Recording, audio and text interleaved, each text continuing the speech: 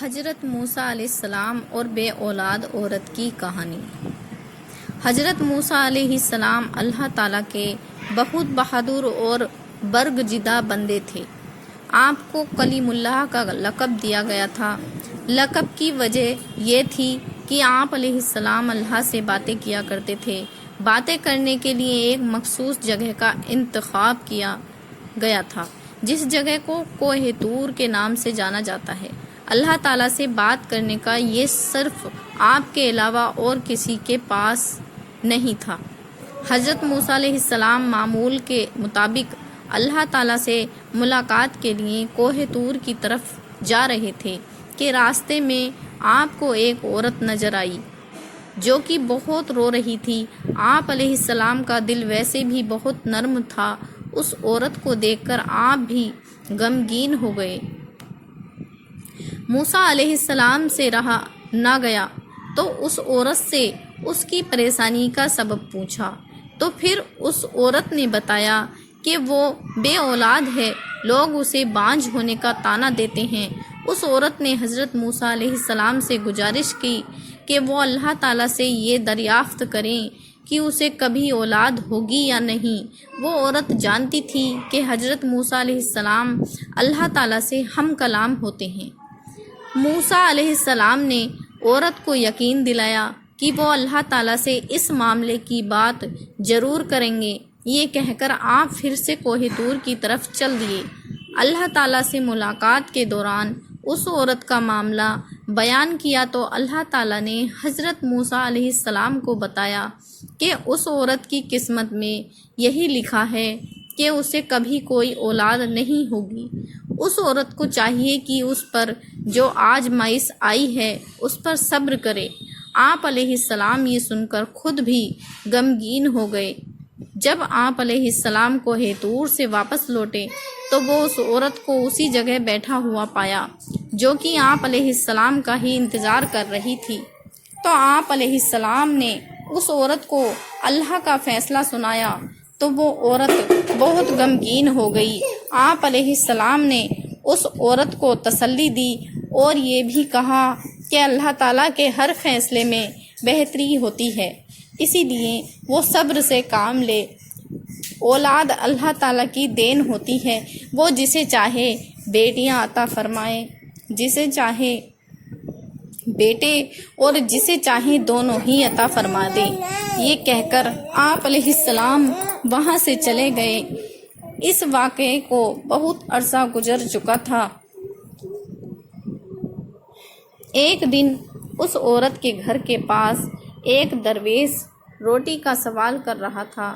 عورت کے کان میں جب اس درویش کی صدا پڑی تو اسے رک جانے کو کہا اور کچھ دیر کے بعد اس کے لیے روٹی لے کر آ گئی اور اس درویش کو روٹی دے دی۔ یہ دیکھ کر درویش بہت خوش ہوا۔ درویش نے اس عورت کو اولاد ہونے کی دعا دی اور اللہ تعالیٰ نے اس درویش کی دعا قبول کر لی، اور پھر اللہ تعالیٰ نے عورت کو اولاد کی نعمت سے نواز دیا۔ اس بات کی خبر جب حضرت موسیٰ علیہ السلام تک پہنچی تو وہ بہت حیران ہوئے، کیونکہ اللہ تعالیٰ نے تو انہیں بتایا تھا کہ اس عورت کی قسمت میں اولاد کا نہ ہونا لکھا تھا، تو یہ کیسے ممکن ہوا کہ اسے اولاد ہو گئی۔ موسیٰ علیہ السلام دوبارہ کوہ طور پر گئے اور اس عورت کے معاملے کے بارے میں اللہ تعالیٰ سے پوچھا کہ میں نے آپ سے پوچھا تھا کہ اس عورت کو اولاد ہوگی یا نہیں، تو آپ نے فرمایا تھا کہ اولاد اس کی مقدر میں نہیں ہے، تو یہ کیسے ممکن ہوا کہ اسے اولاد ہو گئی؟ تو اللہ تعالیٰ نے آپ علیہ السلام کے سامنے ایک شرط رکھی اور اللہ تعالیٰ نے آپ علیہ السلام کو انسان کا گوشت لانے کو کہا۔ جب اللہ تعالیٰ انبیاء اکرام کو کسی چیز کا حکم دیا کرتے تھے تو کوئی بھی اللہ تعالیٰ سے سوال نہیں کیا کرتا تھا، اس لیے حضرت موسیٰ علیہ السلام نے بھی اللہ تعالیٰ کی اس شرط پر بھی کوئی سوال نہیں کیا۔ پھر اپنی بستی میں جا کر لوگوں کو اللہ تعالیٰ کا حکم سنایا۔ بستی والوں کو اللہ تعالیٰ کا یہ حکم بہت عجیب لگا اور سب کے دلوں میں یہ خوف بیٹھ گیا کہ یہاں خون نہ بہنے لگے۔ جب کوئی بھی اپنا گوشت دینے کو راضی نہ ہوا تو حضرت موسیٰ علیہ السلام خالی پلیٹ لے کر اللہ تعالیٰ کے پاس کوہ طور پر واپس جانے لگے۔ موسیٰ علیہ السلام راستے میں ہی تھے کہ انہیں راستے میں ایک درویش بیٹھا ہوا ملا۔ درویش کی آنکھیں بند تھیں اور چہرہ آسمان کی طرف اٹھا ہوا تھا۔ درویش کی زبان پر بس اللہ اللہ کا ہی نام تھا۔ حضرت موسیٰ علیہ السلام اس درویش کے پاس گئے اور اسے اللہ کا حکم سنایا تو درویش نے اپنی آنکھیں کھول کر حضرت موسیٰ علیہ السلام کی طرف دیکھا اور بنا کوئی سوال کیے اپنا بازو آپ علیہ السلام کی طرف کر دیا اور کہا کہ میں حاضر ہوں۔ اس درویش نے حضرت موسیٰ علیہ السلام سے چھری لی اور اپنے بازو سے گوشت کاٹ کر پلیٹ میں رکھ دیا۔ یہ دیکھ کر حضرت موسیٰ علیہ السلام بہت خوش ہوئے۔ پھر آپ علیہ السلام اس درویش کا گوشت لے کر اپنی منزل کی طرف روانہ ہو گئے۔ آپ علیہ السلام ابھی کچھ دور ہی گئے تھے کہ اس درویش نے آپ کو پکارا اور کہا کہ ہو سکتا ہے کہ اللہ تعالیٰ نے گردن کا گوشت مانگا ہو، اور پھر اس نے اپنی گردن سے گوشت کاٹ کر آپ علیہ السلام کی پلیٹ میں ڈال دیا۔ حضرت موسیٰ علیہ السلام نے پھر سے کوہ طور کی طرف اپنے قدم بڑھا دیے۔ اس درویش نے آپ کو پھر سے روک لیا اور کہا کہ ہو سکتا ہے کہ اللہ تعالیٰ نے سینے کا گوشت مانگا ہو، اور پھر اس نے اپنے سینے کا گوشت کاٹ کر پلیٹ میں رکھ دیا۔ اور پھر اس درویش نے اپنے جسم کے ہر جگہ کا گوشت کاٹ کر پلیٹ میں رکھ دیا۔ حضرت موسیٰ علیہ السلام نے کوہ طور پر جا کر گوشت سے بھری ہوئی پلیٹ اللہ کے سامنے پیش کر دیا۔ اللہ تعالیٰ نے حضرت موسیٰ علیہ السلام سے پوچھا کہ یہ گوشت کس سے لائے ہو؟ تو حضرت موسیٰ علیہ السلام نے اللہ تعالیٰ سے سارا قصہ بیان کر دیا۔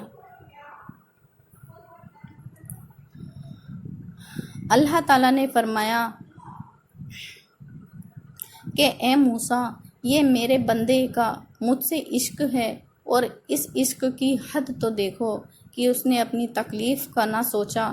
اس نے میری رضا اور خوشی کی خاطر اپنے جسم کی بوٹیاں کاٹ کر تمہارے سامنے رکھ دیا۔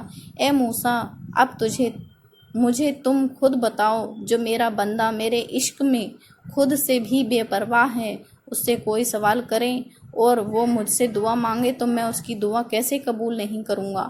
اے موسیٰ، یہ میرا وہی بندہ ہے جس نے مجھ سے اس عورت کے حوالے سے سوال کیا تھا۔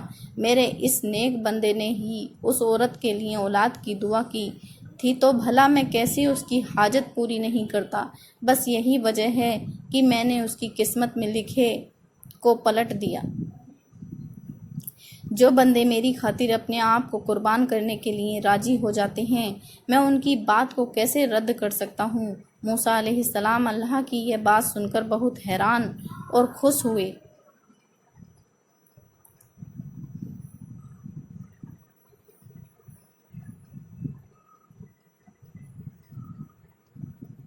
اس چھوٹے سے قصے سے ہمیں یہ سبق ملتا ہے کہ اللہ تعالیٰ نے جو بھی ہماری زندگی میں عطا کر رکھا ہے اس پر اللہ کا شکر ادا کرنا ہے اور دوسروں کی مدد کے لیے ہمیشہ تیار رہنا ہے۔ ہم لوگوں کو یہ پتہ نہیں رہتا کہ کون سا عمل اللہ تعالیٰ کو پسند آ جائے اور آپ کا کام ہو جائے، اور جب بھی اللہ تعالیٰ کے لیے قربانی دینے کا موقع ملے تو اپنی جان بھی دینے سے پیچھے نہ ہٹیں۔ اللہ تعالیٰ ہمیں نیک عمل کرنے کی توفیق عطا فرمائے، آمین۔